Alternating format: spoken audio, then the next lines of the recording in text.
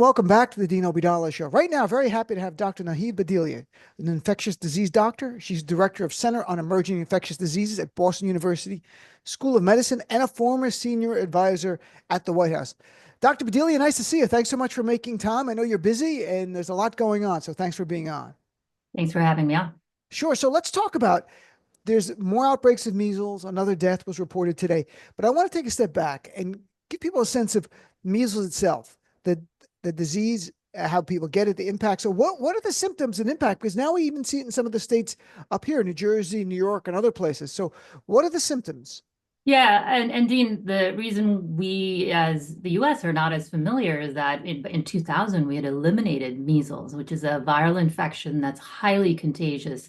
One person with measles could infect another 20 people, Wow. which is highly contagious, and it's airborne. And the tough part about this disease is that before we had a vaccine, about 500 people died of this virus every single year. And the vaccine, which is a two-dose vaccine with mumps and rubella, so measles, mumps, and rubella, that's the MMR vaccine, it's 97% effective in reducing your chances of getting measles. And of course, because if you don't get it, then you don't transmit it to other people. It also helps with the community immunity as well, if you will. It is a serious disease. 1 in 4 people get hospitalized if you get this infection. And that's been the sort of statistic in the United States for unvaccinated folks who may be exposed to this virus. And the worrisome thing is that the number of people who are not taking this vaccine has steadily been increasing, particularly after the COVID-19 pandemic as well. You know, I read an article, it was either the New York Times or Washington Post, about doctors treating it who said, I never thought I would treat someone with measles, and they were treating children.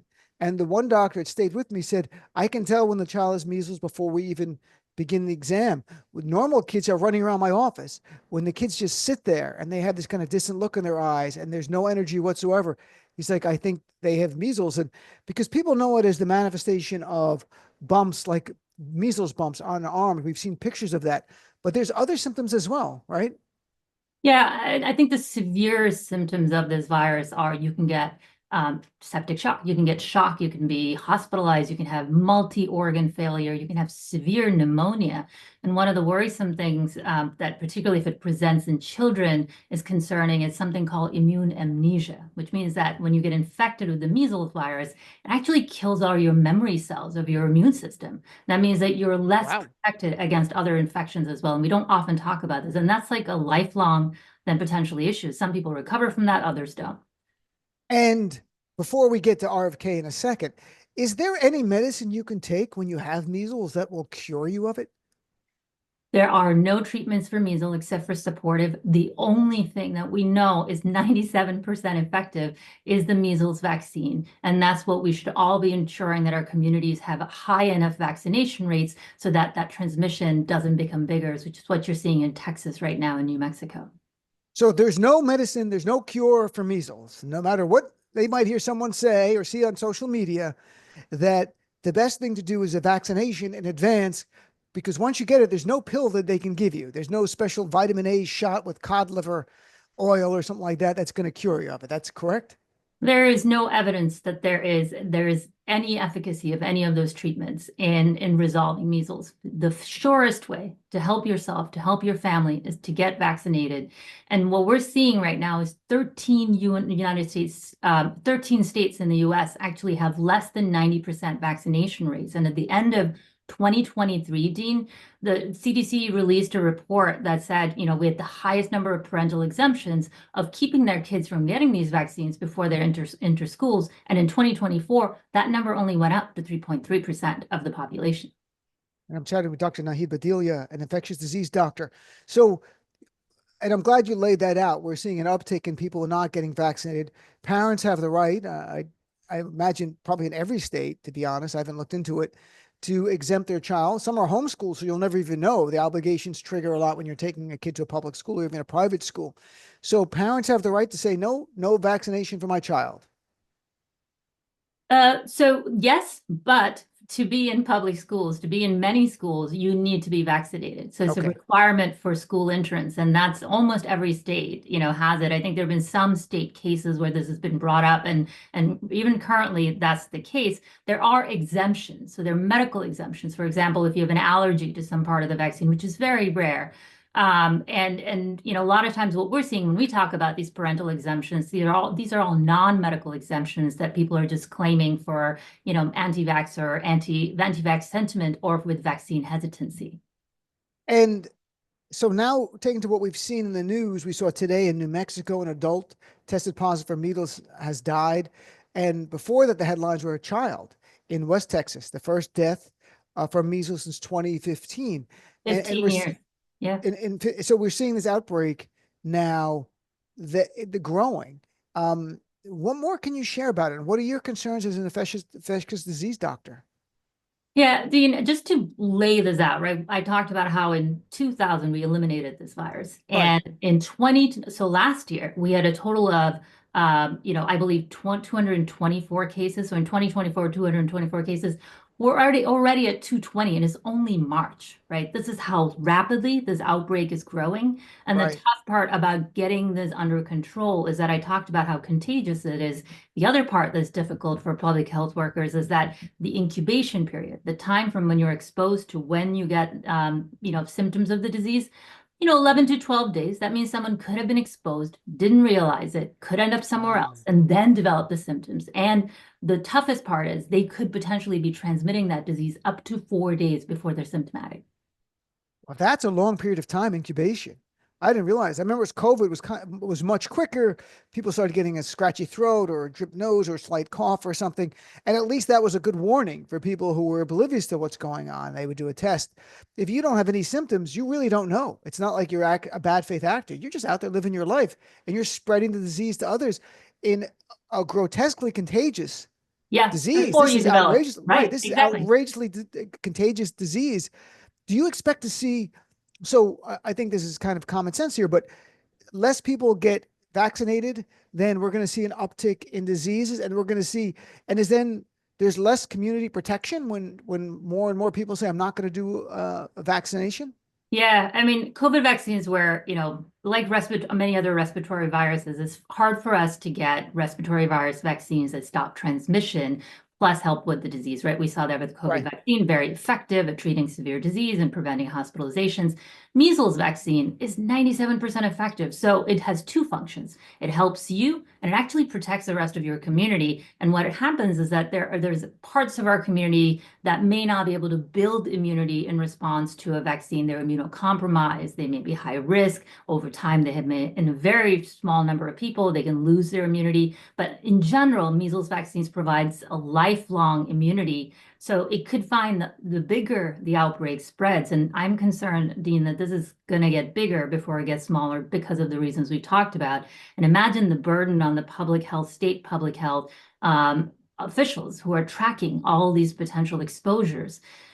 So it's going to get bigger, and then it's going to find more people who might be vulnerable, which increases the chances that we might see more deaths or more severe illnesses. And even in this period already, so last year, 40% of the people who got infected with measles ended up getting hospitalized. So far, we're seeing about 20% of people who have been exposed, have gotten the infection, have been hospitalized.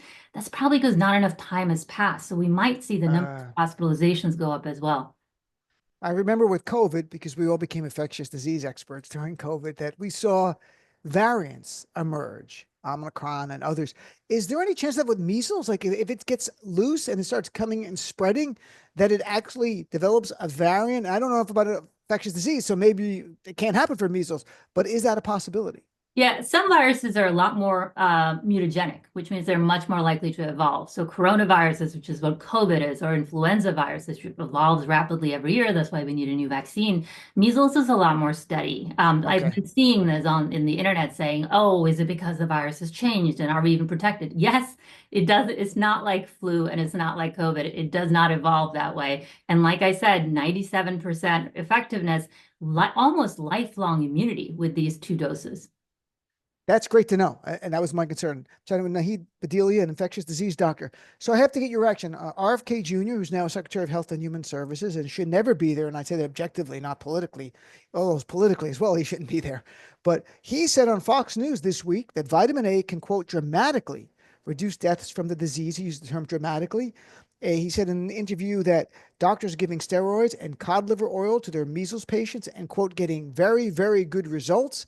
And in an editorial, he wrote that nutrition is, quote, a best defense against most chronic infectious illnesses. So, what is your reaction to him saying that steroids and cod liver oil are leading to very, very good results for people who have measles? Yeah, let me start by commending the secretary on the fact that in that Fox News article, he did say you need to get vaccinated, Right. right? Great to hear that. And that has been one of my concerns with, Secretary Kennedy, because we can talk about it in a little bit. In the past, he has professed a lot of doubts and vaccine skepticism. His organization, the Journalist Defense Fund, has been one of the biggest purveyors of disinformation on vaccination. So to see that article, it's a move in the right direction. Now to the point about nutrition. In general, nutrition, good health nutrition helps with any infectious diseases. However, none of the things mentioned, including some of the things that don't have data, the vitamin A or the cod liver, we don't have data on that. None of those things are a replacement for vaccination. Parents should not consider that as we won't vaccinate it if this person gets sick or our kid gets sick, we're going to give them cod liver and vitamin A. That is not a treatment. It's not been proven. So absolutely the right move, right direction in terms of supporting vaccinations, but I would say there is no exception. There is no replacement for those vaccinations. But RFK Jr. is a lawyer. I mean, doesn't he know better than doctors? I mean, this is kind of laughable that he's on TV saying that cod liver oil and steroids, they're getting very, very good results. So he can say vaccination in one hand, but the people who want to hear what they're going to want to hear, they're going to hear that. And they're going to say he's just saying vaccination because he has to say it, but he's really telling us, wink, wink, do this and everything's going to be fine. And that deeply concerns me because he is known as beyond a vaccine skeptic. He's an opponent of vaccinations. So when I hear this, I get concerned that he's going to mislead people. Some are going to get ill and he might even kill people with his bad advice. Yeah, I got to tell you, one of the things, Dean, I was concerned with his appointment was, not just this history of vaccine skepticism or disinformation, but if he doesn't come out forcefully supporting vaccinations, right, or if he sows doubt, his position as a Secretary of Health has an influence in deterring or potentially emboldening, parents who already may be vaccine skeptics. And I just saw reported, and I haven't verified this, is that the CDC, there's an announcement that said CDC is going to do another study that shows whether there's a link between autism and vaccines. Dean, there have been over 100 peer-reviewed vaccine studies that have shown no link between autism and vaccines. And for the CDC to spend now additional resources, which we can tell that this is something that's coming from the top, given the history that that Secretary Kennedy has in sharing that disinformation about that link. I worry that that's a waste of resources.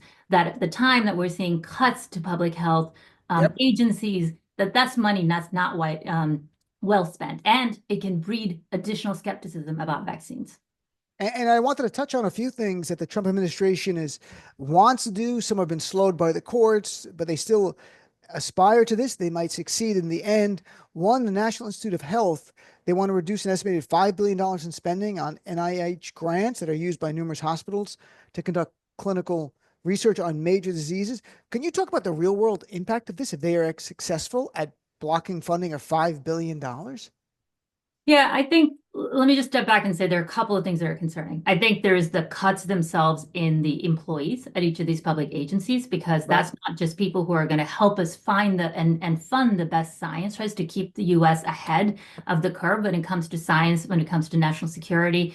But that some of those cuts in people are actually also scientists. They're government scientists at the NIH, And then to add to that, what you're talking about is cuts both to the research itself, but specifically as it applies to my field. What we've heard from Secretary Kennedy is really big cuts to infectious diseases research. That's going to be devastating. at a time where we're seeing increasing risk of emerging infectious diseases with climate change, with this very tight global community that we have. There's currently an Ebola outbreak going on in Uganda, a Marburg Right. outbreak going on in Tanzania, and there's a mystery disease in DRC that we haven't really nailed down. Those diseases don't go away just because the US thinks that infectious diseases is no longer a problem. That's going to put us behind in terms of safety from all those infections, but also put the US science behind with all these new things like synthetic biology, gene editing, artificial intelligence. You cut all these things at the NIH, or you're very myopic in the way you fund them. You fall behind the rest of the world, like Russia and China, in those sciences. And I saw also a disease that we know a great deal about, but still don't have any kind of cure. This would cut funding for Alzheimer's, cancer, heart disease, and a host of other illnesses. And so is this also a concern as well? Yeah, I mean, particularly because, this is an administration that said they're going to focus on chronic diseases. They did? When did they say that? I don't Well, remember any of that. they want to shift from infectious diseases to chronic diseases, Oh, right? okay. Right. I don't think it has to be either or. The US government is one of the biggest funders of science, right? They help shape, and every administration has their right to set up their priorities. And honestly, every administration has. You can remember that President Biden expressed his interest to invest in cancer research, right? The cancer moonshot, the pandemic Mhm. preparedness. That's fine. What's abnormal about this particular month and a half that we've had is that this administration has had all these disruptions to scientific review for grants. There's confusion. Are we going to get cuts to indirects for research? Right. Who are we losing? We've fired 10% of the National Science Foundation. Oh no, we're going to hire them back. I think that's led to us already giving out less grants than we did same time over the beginning of last year compared to this year, which is putting the American science behind everybody else. This is all part of make America sicker than ever, not even again, like ever. And then there was another thing that made some press and it elicited a great deal of concern. The FDA, their vaccine advisory committee was supposed to have a meeting in March to plan for the flu season of next year. We're still kind of winding down in this year's, and it was canceled. And Senators Patty Murray, Tammy Baldwin, and Angela Alsobrooks expressed grave concerns over this just in the last couple of days. Can you explain to us a little bit about what this meeting was supposed to be and why it was important to happen? Yeah, Dean, this is important because annually what we do is we look at circulating strains of influenza. So certainly at this point, the Southern Hemisphere is already seeing the strains that we might see next fall. Oh, interesting. A meeting that happens around this time of the year helps the CDC and the FDA determine the composition of the flu vaccine for next year. And there's there's like a 6-month lag in terms of figuring out what strains, putting them into production to make sure that you can get your flu vaccine by next September, October, November, right? When we start talking about flu vaccinations in the flu season. By delaying, so now if you cancel this meeting, and by the way, there's no plans that I've heard of about putting that meeting back on the books. That's really concerning. There's no scientific reason to cancel these meetings. And what we're hearing is that, the WHO has their similar meeting. Generally, the WHO helps figure out the flu vaccine composition for many of the other parts of the world.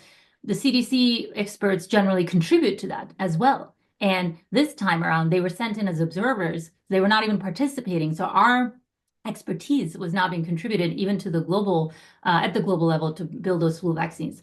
My concern is all of this, again, is a way to erode the public's trust about the flu vaccination, which annually saves lives, which has incredible impact in reducing the number of hospitalizations that we have from influenza, keeping the burden of that infection from affecting us during flu seasons. Parents may remember the triple demic, right? The RSV and the influenza and the COVID that we had. We need these vaccines, and these delays they erode science, but also erode our capacity to protect our community. So if the US government does not get involved in developing a vaccine for the flu for this upcoming flu season, what happens? Yeah, I mean, one scenario would be that we download the WHO recipe and we just use that to produce, right? Now I'm just concerned though. I don't know what comes next, Dean. Like now we've canceled this meeting.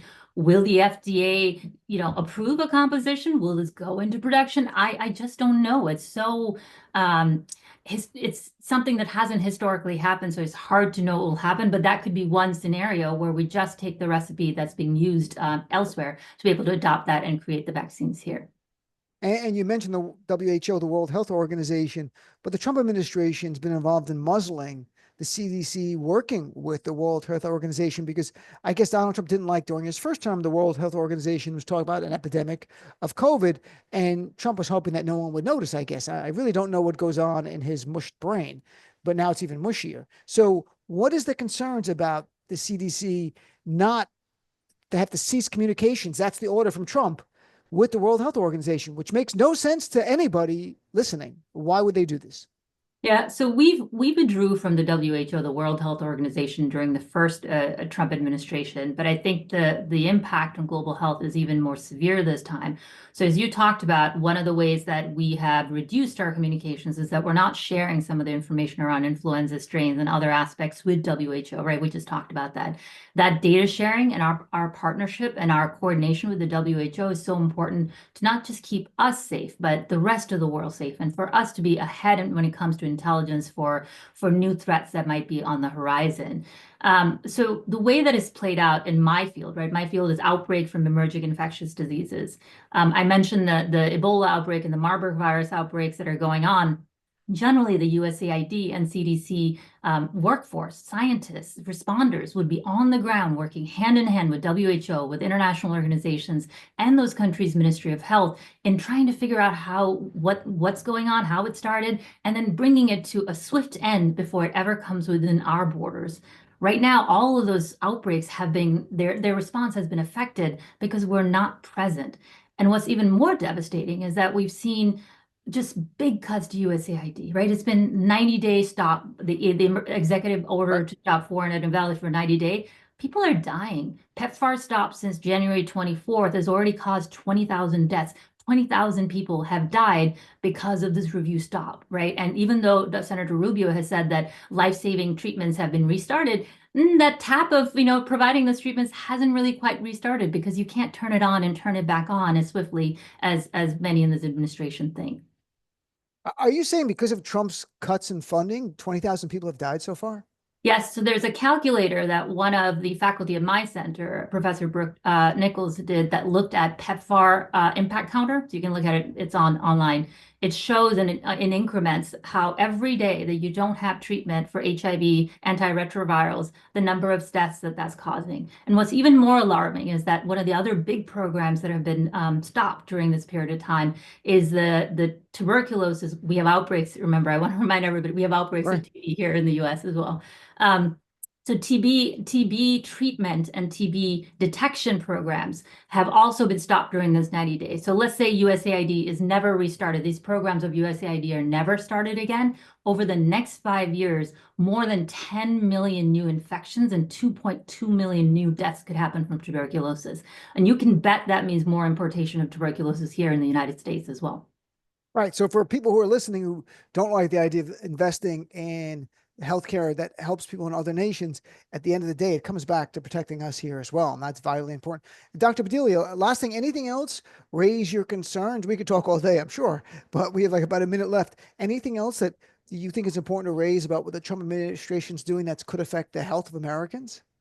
Yeah, I think a lot of the erosion of science, right, and erosion of experts comes from the COVID-19 pandemic. And I think that's real. I actually think the charge is not just on the communities, but also of the scientists of the universities to open our doors and engage at the local level. I know you've spoken about this in the past of how we engage with our communities at local level. I think Right. we need to do a better job of that because this tide isn't turning around. And this administration so far, it seems to be creating just chaos in the scientific apparatus of the country. I agree with you. Well, Dr. Bhadelia, thank you. I feel like we've all learned a lot about measles and infectious disease. We could probably sit for an exam now, perhaps. I'm not sure. But I really thank you for your input and your insight here. And I hope we can chat again about this because I know as we see more cuts and more impact, people have to realize this can affect the health of themselves or their family in America. So whatever we're cutting outside, and then internally, of course, obviously things from the flu to measles. So But thank you very much, doctor. Have a great weekend. Ramadan Mubarak to you. And I look forward to chatting with you in the future. You as well.